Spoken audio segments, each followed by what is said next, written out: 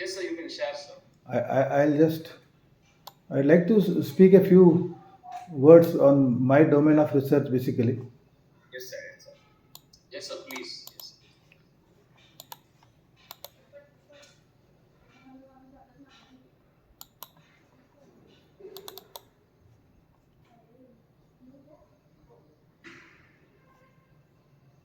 Yes. Is my PPT visible? Yes, sir. Yes, sir. Yes, sir. Thank you. I just wanted to share my thoughts on this new All right. generation fuels. All right. Yes, sir. Yeah, please take screenshots. Okay. Yeah, sure, sir. Yes, sir. Yeah. So, as we are celebrating this World Environment Day, which was on 5th of this month, so I thought the topic would be new generation fuels for sustainable transport. As you have all seen, the world has grown. Even this picture shows the growth of residential area, growth of mankind per se. You can see environment has also grown. A lot of awareness has been generated in the recent past about environment. A lot of talks are going on about ESG, that is environment, social, and governance in the industrial world. A lot of ISO standards are there. ISO 14001 for environment management system, ISO 50001 for energy management systems, and all.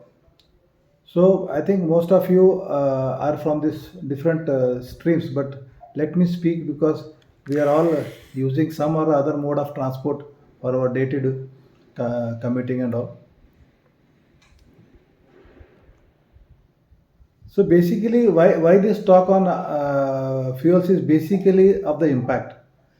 This transportation sector itself contributes to more than one fourth of the greenhouse gases, the five six predominant greenhouse gases.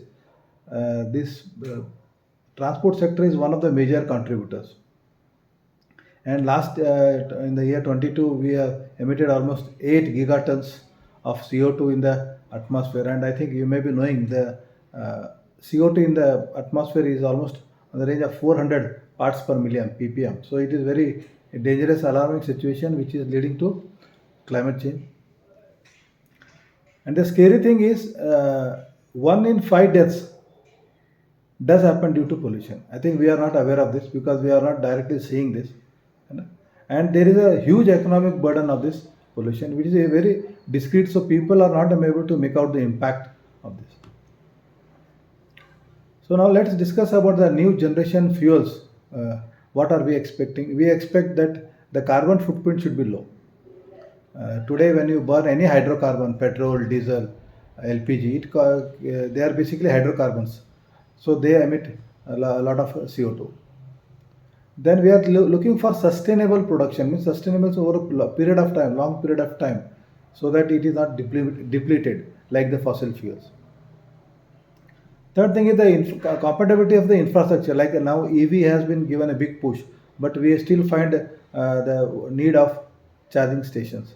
And the last one is scalability of the adoption, because now we world over. I am not talking about India alone. World over, there is a huge shift in the technologies for cleaner or greener fuels.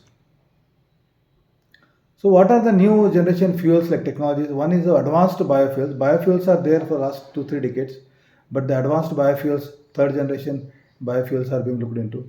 Then hydrogen fuel cells. I think world over, hydrogen is a new green fuel. That is green hydrogen, uh, which is made using the renewable energy. That is in huge demand now, and most of even India and a lot of the countries are working towards that. And now people are talking about the synthetic fuel, means whatever CO2 has been emitted, that has been captured and then again converted into fuels. And of course, battery electrical vehicles. So when it comes to advanced biofuels, you have that algae as well as cellulosic ethanol. So both, one is algae and second is cellulosic ethanol. And this ethanol, I think you are all aware, which is used already. India is using about 10 to 15% of ethanol blending in the petrol, that is called gasoline. So a lot of investment has been done not only by Department of Environment in Energy in the US but also in India, and India is pushing both this in ethanol in petrol as well as biodiesel in the regular diesel.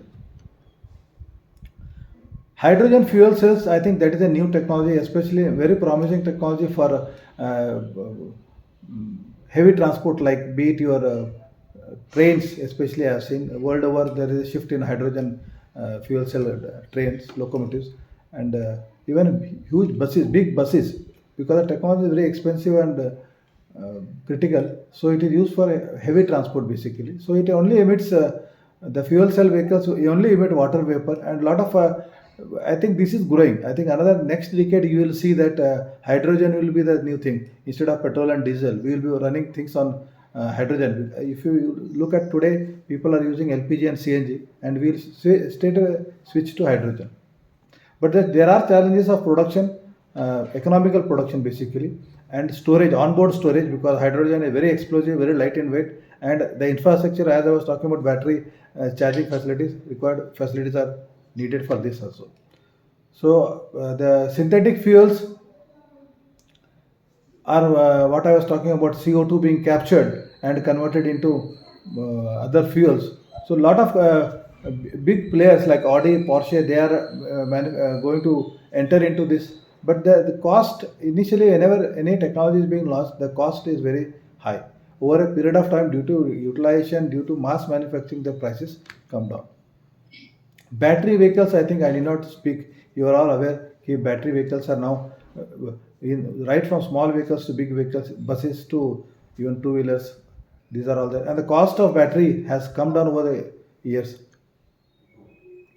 So we are planning for new generation fuels and wide for global infrastructure, and government policies are also there. I think there are policies by Indian government also, so that emission are cut, and we are going for zero emissions by 2070, net zero. So countries are investing in R&D. A lot of policies are being supported by the government for sustainable transport. And see, basically, I am speaking on this only to create awareness among the people, so that we should always think about our impact, our carbon footprint because of our own transport. And we expect collaboration. I am happy that so many wise people are attending this and listening to that, so that we should have a collaboration. I look forward for collaborating with people from abroad also, because when we apply for a lot of schemes from AICT like Atal online FDPs and all, they expect that there should be international collaboration, speakers from abroad also. So I request Professor Ramaswamy Rajesh Kumar, if we can tie up for this Atal online FDPs and all. So if you look at the carbon footprint, just I'll be closing in another 5 minutes. If you look at the carbon footprint, these are the carbon footprint you can see. Electrical car the lowest one is trains actually, and then domestic trains and electrical cars. So public transport is the least consuming thing, and electrical vehicle is definitely very much in demand. So that is why government world over are promoting this electrical vehicles. And if you look at the total pollution by this transport sector, this is from International Energy Agency 2020. You can see I'm very happy to share this slide. We are right now in 2025. There is a huge 7 gigatons of CO2 per year being emitted. But by another 20-30 years, by 2050, this will be reduced to almost half. And you can see this graph is tapering down, whether it is aviation, fuel, shipping, trucks, light commercial vehicles, cars, and all these transports. Now they will be going for greener fuels. So this is very happy side, except for aviation, because aviation, that purple line, the top purple line is there, and the next one is shipping. Shipping is tapering down. But others like buses, medium and trucks and all, now they will go switch on to cleaner and greener fuels. So electrical vehicles, you are all aware. I think India has a scheme like FAME 1 and FAME 2, where government of India is spending 10,000 crores to promote faster manufacturing and utilization of electrical vehicles. Aviation also, as I was telling, that we are trying for sustainable aviation fuels. Transport, this especially the global trade happens through this transport, and LNG, liquefied natural gas, and even now electrical ships are coming. Rail transport, now as I was telling, it is very energy efficient, with the least carbon footprint, but still we are again going for hydrogen, especially. And this bus rapid transport system, I have seen in Ahmedabad, even I am from Hubli Dharwad in Karnataka, there also we have got the bus rapid transport, very nice system with the least carbon footprint. Then e-mobility like e-bikes. This is I think all metros we have got this e-bikes facility, and this is intermodal transportation to have that green option like rail transport, electrical vehicle, data utilization, and optimization and electrical trucks. So a lot of policy, government is making a lot of regulations for zero emitting ZEV, that is zero emitting vehicles, carbon pricing, infrastructure development, and private sector participation like even Reliance and Adani, they are into this hydrogen basically now. And lastly, the future is green.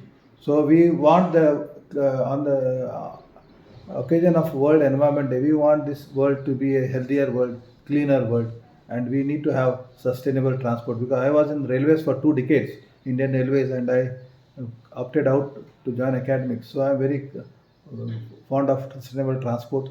Then there should be a collective action. I'm very happy that this international conference is being done, where a lot of people, different brains from different parts of India as well as world are joining together. It's a very good beginning. Basically, we should advocate for change so that we promote green transport. Even individual choices, we should see that we can have a green transport, and so that the world becomes a clean and green place.